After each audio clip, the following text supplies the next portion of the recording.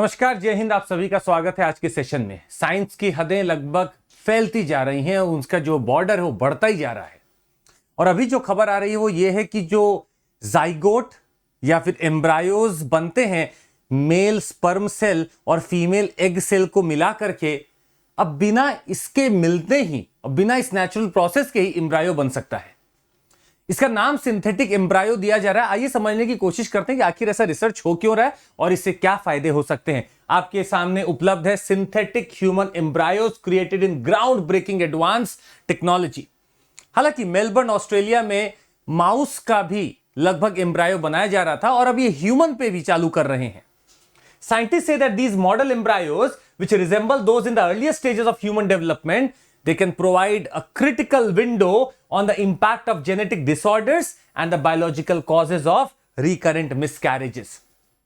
बहुत सारी बाधाएं होती हैं जब एक जाइगोट बन रहा होता है, एम्ब्रायो बनता है।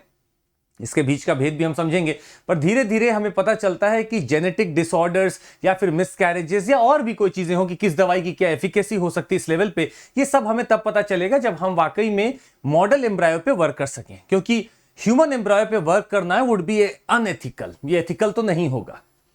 खैर, आपको बता दें कि ये आखिर हुआ कैसे। इस एम्ब्रायो को बनाया जा रहा है यूजिंग द स्टेम सेल्स। इन स्ट्रक्चर्स को कहा जाता है they do not have a beating heart और the beginnings of a brain but include cells that would typically go on to form the placenta, yolk sac and the embryo itself. तो जब fertilisation होता है तो evolution के दौरान आप देखेंगे कि सेल्स मिलते हैं, फिर धीरे धीरे वहां पे डिवाइड होते हैं, 4 से 8 बनते हैं, फिर ब्लास्टोसिस्ट बनता है, फिर उसके बाद आपका फीटस या आगे का डेवलपमेंट बनने लगता है। Such embryos, also known as artificial embryos, do not require an egg or sperm cell. इनको egg और sperm cell की कोई दरकार नहीं है to facilitate their creation. Instead, these embryos rely on self-assembling stem cell structures to mimic the natural process of early human development. Stem cells में ही थोड़ा बहुत ऑल्टर करके मिमिक करने की कोशिश की जा रही है द एवोल्यूशन प्रोसेस, जो कि एग एवोल्यूशन में होता है, जाइगोट फॉर्मेशन में होता है। वो कोशिश यहीं पे की जा रही है कि without using sperm, without using the egg cells from the female, ये बनाया जाए स्टेम सेल को यूज करके। तो अगली परिभाषा स्टेम सेल की जरूर हम लोग को जान लेनी चाहिए कि स्टेम सेल्स आखिर हैं क्या। उससे जानने से पहले हम आपको एक चीज और बता दें कि जाइगोट, एम्ब्रायो और फीटस सब अलग अलग है।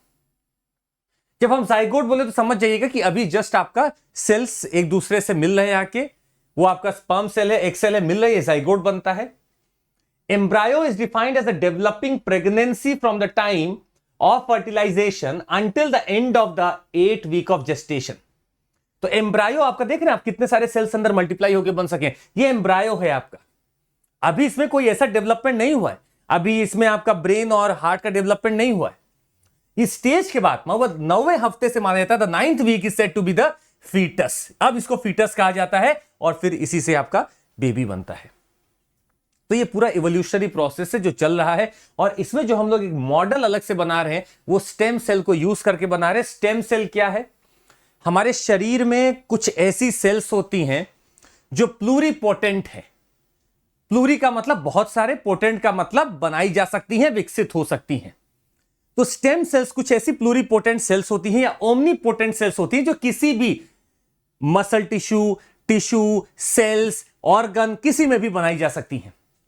They are special human cells that are able to develop into many different cell types. They can range from muscle cells to brain cells. In some cases, they can also fix damaged tissues. तो stem cell आप देख सकते हैं, ये आपका red blood cell बन सकता है, फैट बन सकता है, कार्डियक बन सकता है, एंट्रोसाइट्स बन सकता है, कॉन्ड्रोसाइट बन सकता है, एपिथेलियल बन सकता है, न्यूरॉन बन सकता है, फिर ऑर्गन में बन सकता है। ये सब कहां से मिल रहा है? ब्लास्टोसिस्ट से। अब 2 तरीके हैं स्टेम सेल को पाने के, मेरे पास 2 तरीके हैं। 2 तरीके के स्टेम सेल मेरे पास है, एक है एम्ब्रायोनिक और एक है एडल्ट। एम्ब्रायोनिक का मतलब होता है जब एम्ब्रायोनिक ब्लास्टोसिस्ट हो, खूब सारे सेल्स हो गए हो, उसमें से अगर हम स्टेम सेल्स को निकालें तो कहा जाता है कि they are my early stages of development cells called as embryonic stem sales.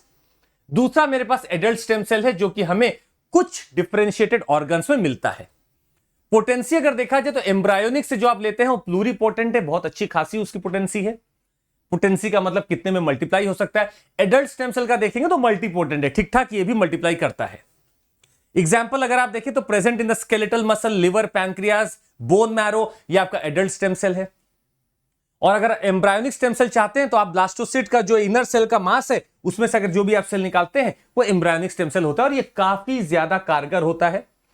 आज की जो जेनेटिक रिसर्च है वो लगभग स्टेम सेल पर ही आधारित है। डैमेज टिश्यूज, डैमेज ऑर्गन्स को रिप्लेस करने के लिए स्टेम सेल से ऑर्गन्स तक बनाए जा रहे हैं, सेल्स तक बनाए जा रहे हैं। भारत में काफी हद तक इस पर डेवलपमेंट हुआ है। जापान बहुत आगे इस डेवलपमेंट में। आप कभी अगर जापान के बारे में रिसर्च पढ़ें या उसको देखें तो समझ सकते हैं स्टेम सेल का यूएस और जापान में बहुत आगे डेवलपमेंट हो चुका है।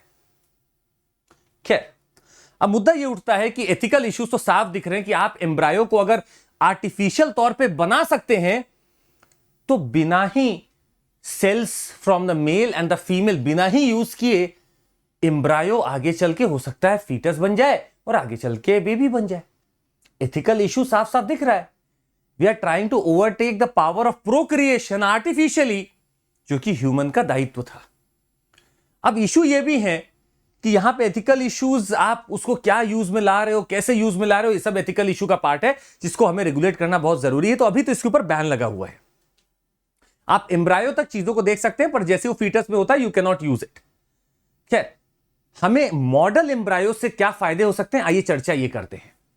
पहला, इनफर्टिलिटी को ट्रीट किया जा सकता है। भाई बार बार मिसकैरेज हो रहा है, अंदर कुछ ऐसी चीजें हो रही होंगी, तो अगर मुझे पता चल जाए कि अंदर ऐसी क्या चीजें हैं, अगर मैं इंप्लांटेशन का मतलब समझ जाऊं और उसका मकसद समझ जाऊं, आई कैन ट्रीट इनफर्टिलिटी। एक फायदा। दूसरा है इन विट्रो फर्टिलाइजेशन, आईवीएफ। काफी विस्तार हो चुका है इसका भी। आईवीएफ का 20% सक्सेस रेट माना जाता है और अगर मुझे पता चल जाए कि ये मॉडल एम्ब्रायो है, इसमें ये डेवलपमेंट हो रहा है, आगे चल के ये डेवलपमेंट होता है, I can try to choose my time to put this whatever cells that I have brought by into the womb। तो मैं इन विट्रो फर्टिलाइजेशन का रेट ऑफ सक्सेस बढ़ा सकता हूं। दो चीजें मिली। आपको बता दें, हम डिजाइन करते हैं या कर सकते हैं न्यू कॉन्ट्रासेप्टिव्स कि आखिर कैसे, what could stop them, what could prevent my maybe this zygote to be forming. तो हम कॉन्ट्रासेप्टिव्स का भी यहां पे डिजाइनिंग कर सकते हैं, प्रिवेंशन कर सकते हैं बहुत सारी डिजीज का। अगर हमें मॉडल में पता चल जाए कि डेवलपमेंट में कहां चीजें ज्यादा वर्क कर रही हैं, कहां कम वर्क कर रही हैं, क्या डिसऑर्डर्स आ सकते हैं, कैसे इसको ट्रीट किया जा सकता है, तो मैं डिजीज को भी बचा सकता हूं। Last but not the least, I can create organs, multiple organs. जहां पे मैंने एम्ब्रायो बनाया वहां से स्टेम सेल्स बन सकती है, वहां से मैं ऑर्गन्स बना सकता हूं and I can treat lot of diseases. तो फायदा तो दिखता है, पर हां, इस फायदे के साथ साथ हमें कुछ एथिकल इश्यूज भी हैं जिसको रेगुलेट करने के साथ ही चलना होगा। आपसे एक सवाल है, नीचे कमेंट करके जरूर बताइएगा कि भारत में स्टेम सेल के ऊपर या किसी भी ऐसे जेनेटिकली मॉडिफिकेशन के ऊपर क्या कोई एक्ट है, आखिर कैसे चीज गवर्न की जाती है। नीचे कमेंट करके जरूर बताइएगा, आपका इंतजार रहेगा। बहुत बहुत धन्यवाद इसको सुनने के लिए। जाते जाते आपको बता दें कि टॉपर्स एसोसिएटेड हैं हमारे साथ और आप भी वो टॉपर हैं जो कि एसोसिएटेड तो है ही।